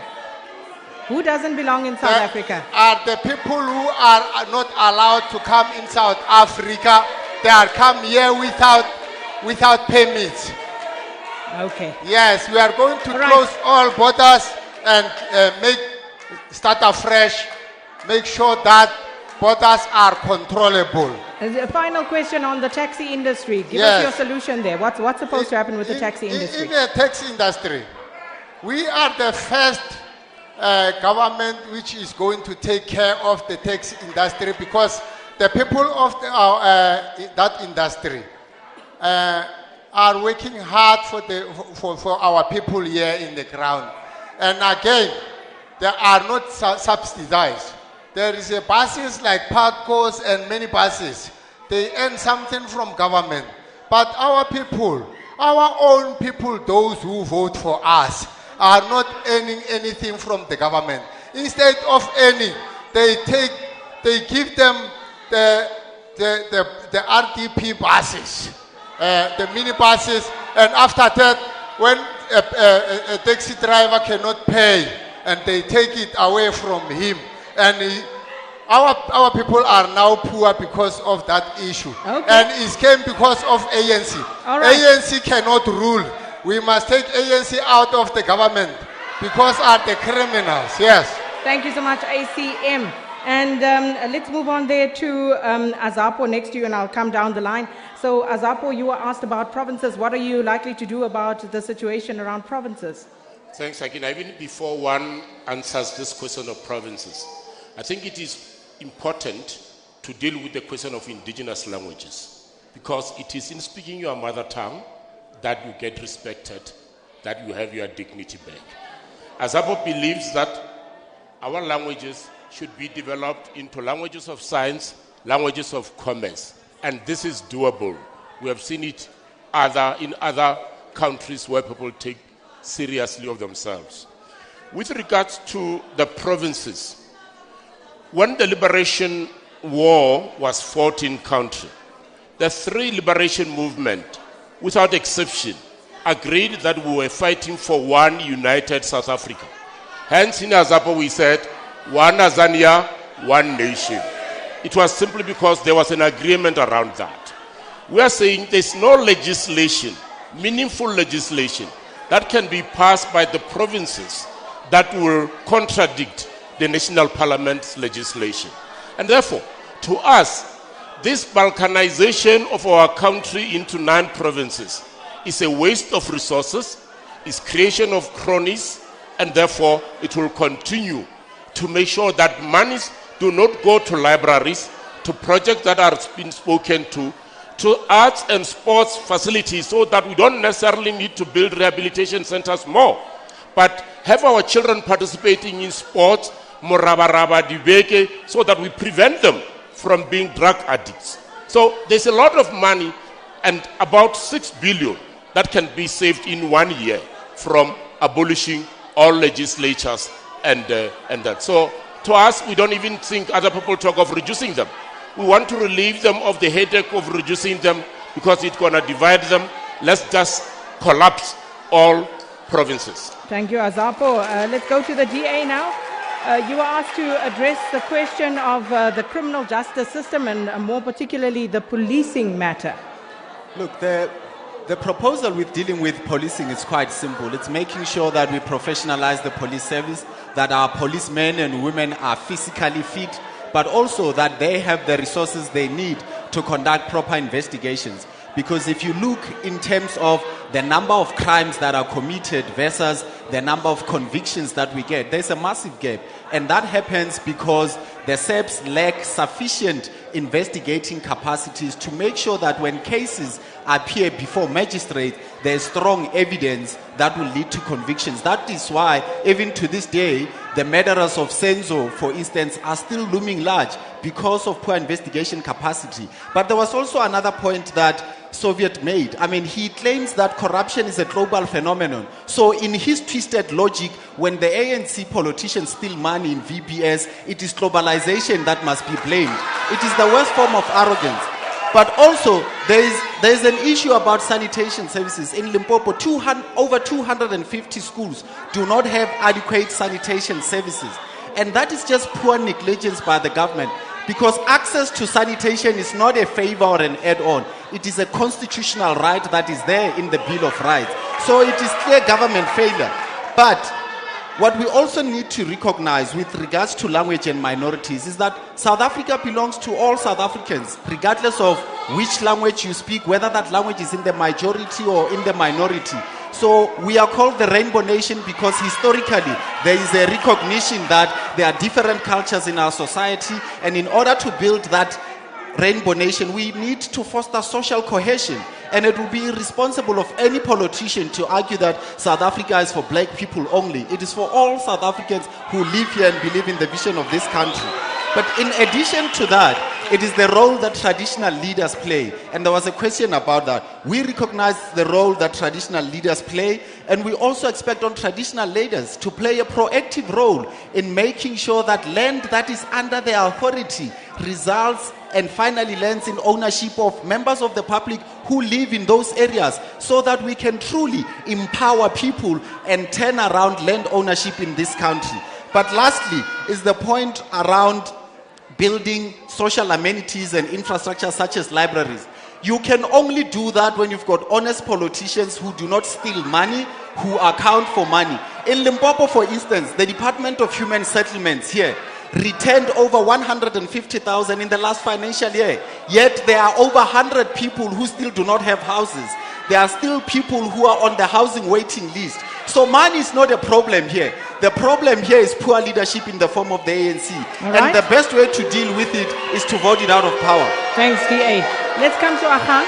Ahang, if you could perhaps speak to the question that was asked of all the parties of indigenous languages, the importance thereof, and perhaps you have a solution as to how we can actually accelerate the promotion of indigenous languages until a point where it's up to par with the language that you and I are communicating in right now.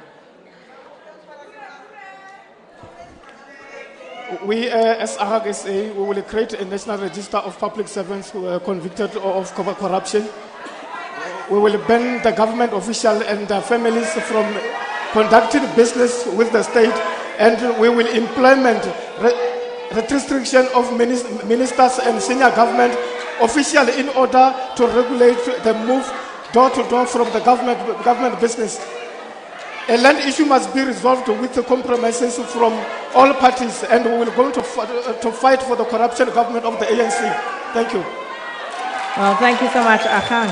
And PAC, there was a direct question to you around your manifesto and how it proposes to deal with crime.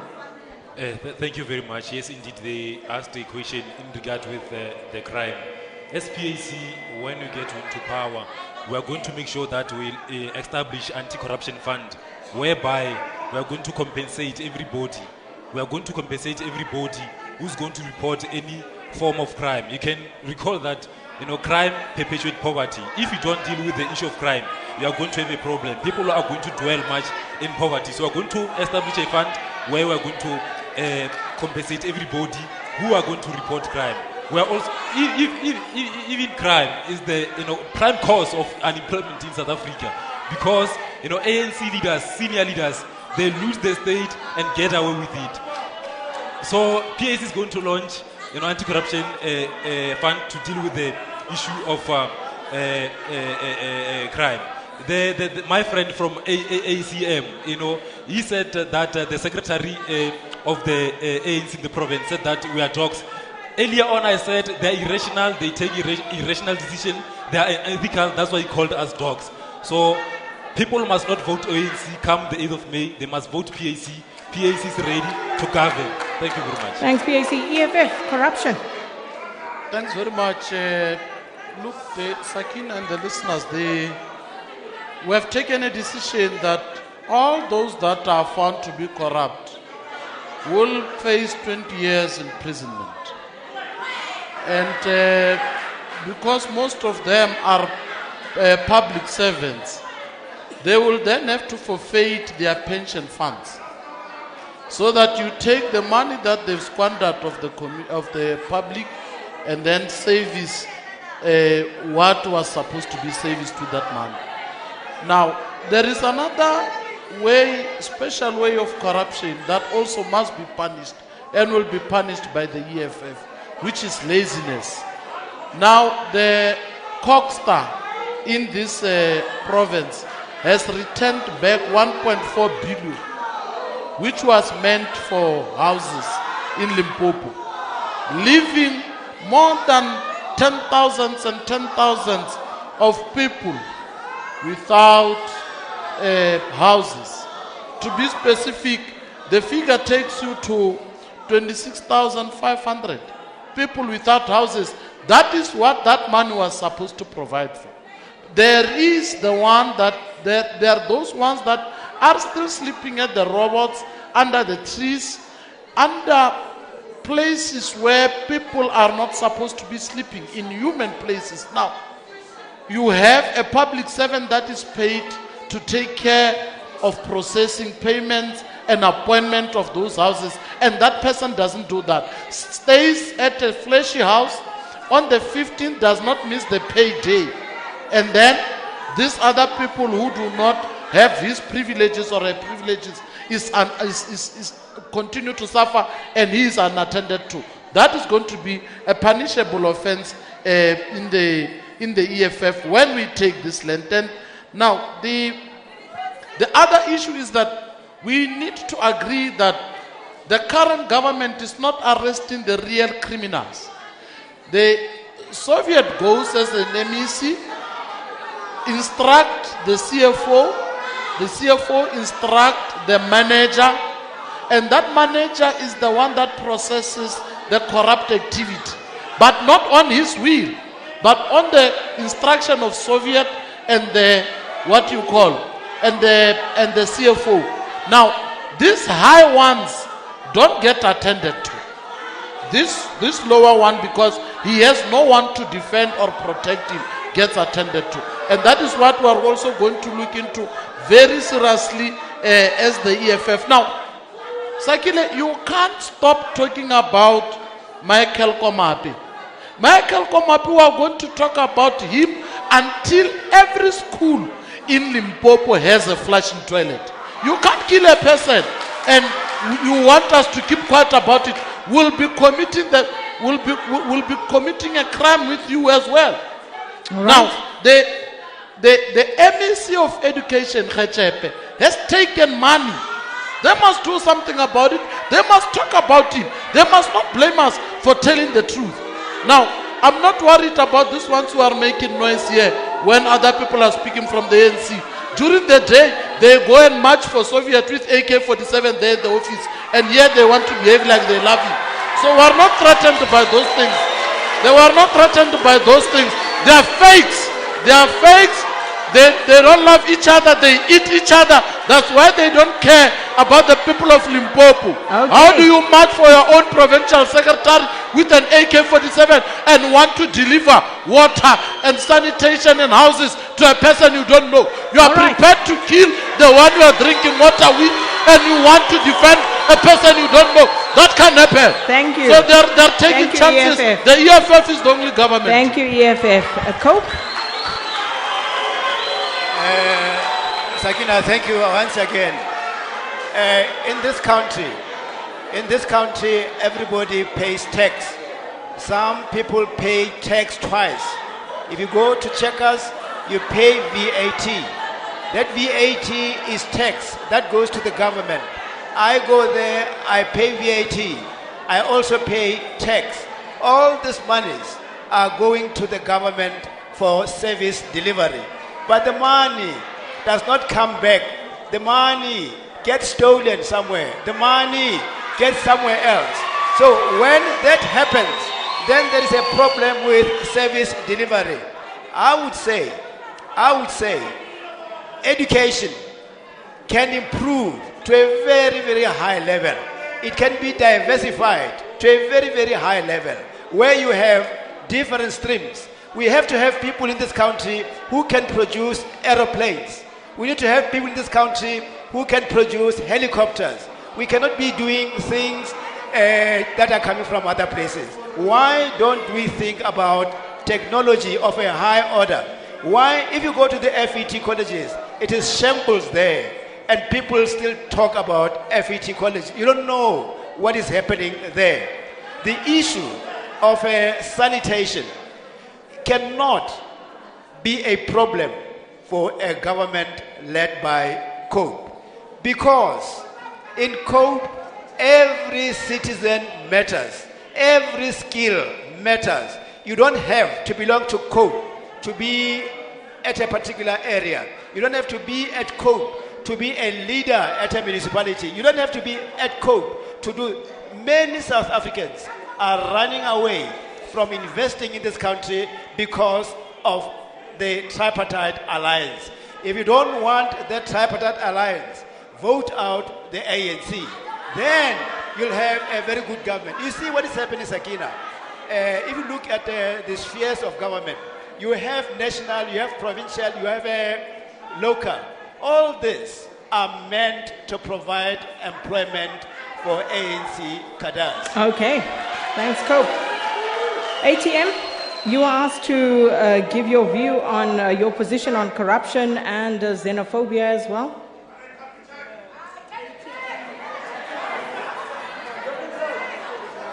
Just hold on, we're not getting the sound through from our candidate from ATM.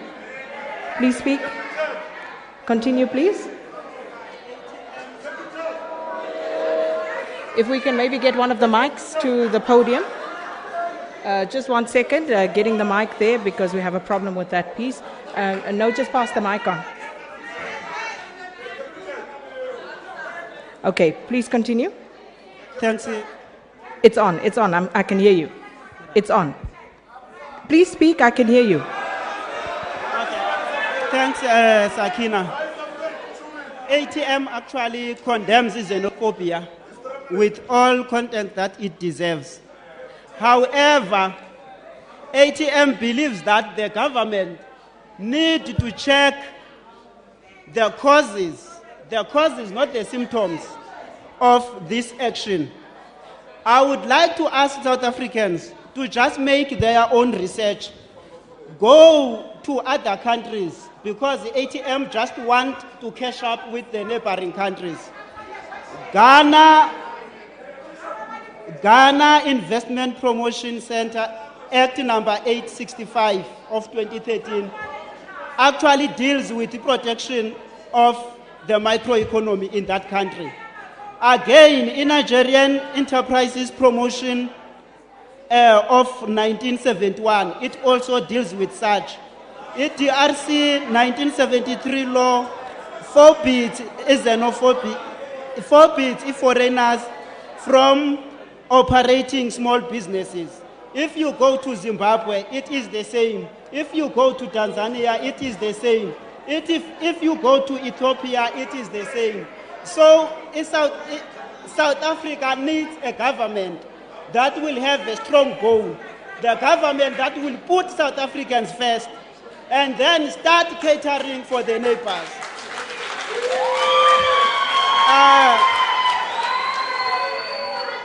In the issue of corruption, ATM also condemns corruption. That is why ATM has taken a position not to accept funding from any business people, because that's where corruption starts.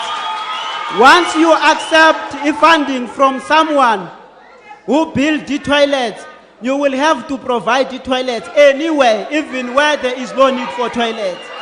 So to avoid such, we need not to accept funding from the business people, because you will have to push their interest.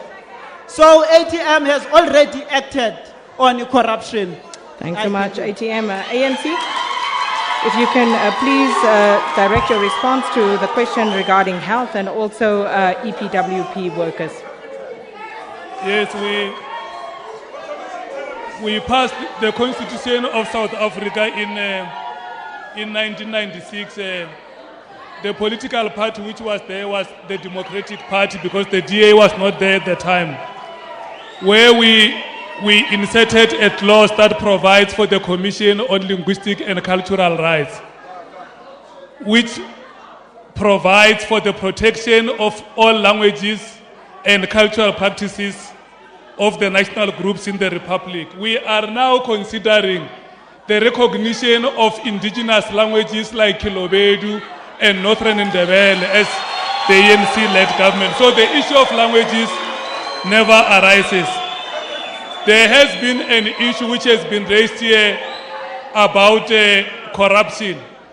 The ANC does not mandate any person to go and engage himself or herself in corrupt practices. Where there is corruption, the ANC does not put it under the carpet, where every person, member of the ANC or ordinary South African, they must be subjected to the law of the country. There are issues of law and issues of morality. An honest leader who understands that there are incidences that have a potential to damage his or her reputation can voluntarily step aside as a leader of any organization, like Mike Mawuyakulu has done it in KwaZulu-Natal. There are those leaders that we cannot force them, but the law of the country must be allowed to take course. There must be investigations, and we have said even in our conference resolution that any leader of the ANC who is found guilty in a court of law will cease to be a member of the African National Congress. We have successfully dealt with the issue of VBS. We are the only province in the Republic that has removed mayors who have lost money through their municipalities at VBS. So now the provincial government, under the leadership of the ANC Sagina, has referred the VBS malpractices to the law enforcement agencies. We have even prepared what we call court readiness documents, which we submitted to the respective authorities for them to investigate. We're not going to protect anybody. We will not hide anybody. Anybody who the police wants and is a member of the ANC, we will tell them where to find the person, because we have the addresses and contact numbers of all the members of the ANC. The issue of Bosasa is an issue which is currently before the Commission, and the Commission has not concluded its work. The Commission must be allowed to conclude its work and provide us with recommendations. Where the Commission says prosecute, we are going to prosecute. Where the Commission says remove, we are going to remove. The last issue is the issue of EPWP. Why EPWP is very important. The people of South Africa have been differently deprived under apartheid regime. There are people who today haven't been afforded the opportunity to go to schools and do not have the skills necessary to be employed in the professional service. The reason why EPWP was introduced was because we wanted a redress policy, but also to create opportunities for unskilled people in the Republic. Because if people are unskilled and they cannot do work anywhere, they will end up becoming criminals, or they will end up conducting themselves in a manner socially undesirable. Hence, just hold on, EPWP was introduced. Mr. Lekanyane, please hold. As we just try to get the crowd to settle down. ANC, if the ANC member there can just move to where the ANC is sitting. Mr. Lekanyane, can you please assist? If you can please just move. No, no, no, no, no. Ladies and gentlemen, please sit down. Please sit down. Our apologies as you are streaming. Just a bit of a scuffle ensuing because of encroachment on the demarcated spaces where people were allocated seating. So just getting Mr. Lekanyane to intervene there and try and move the ANC member who has encroached there to the side where the ANC is sitting. ATM, please, leader, if you can help. ATM, please sit down. ANC, please move to your side.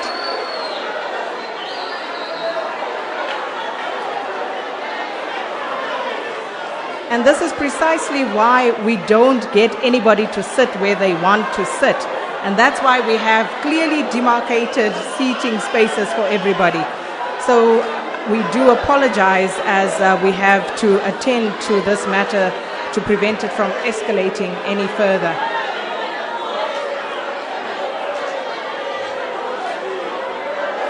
Can we have the ATM and ANC members please move to your respective allocated seating places and sit down.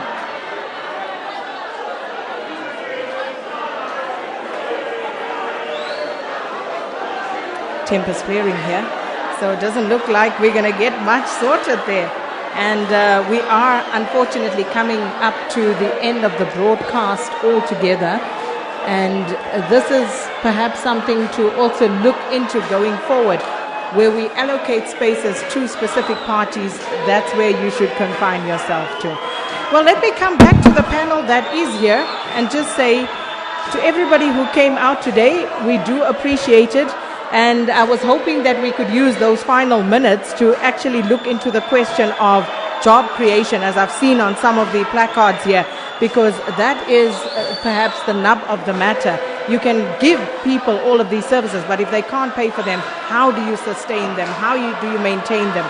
So unfortunately, the ANC and the ATM supporters unhappy about some encroachment here and broken into song.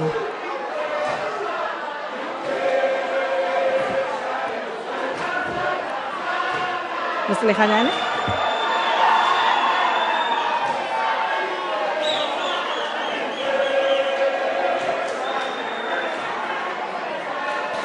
And perhaps also speaking to the question of tolerance that the IEC has already raised around these elections, because we are going to have to be a lot more tolerant of one another. No, no, no.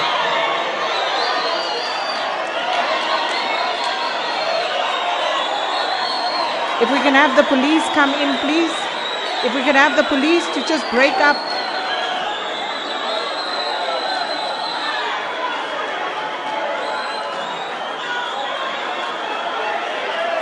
Can we please have the police step in here? But this is where we are going to have to leave it. To the leaders, these are your supporters.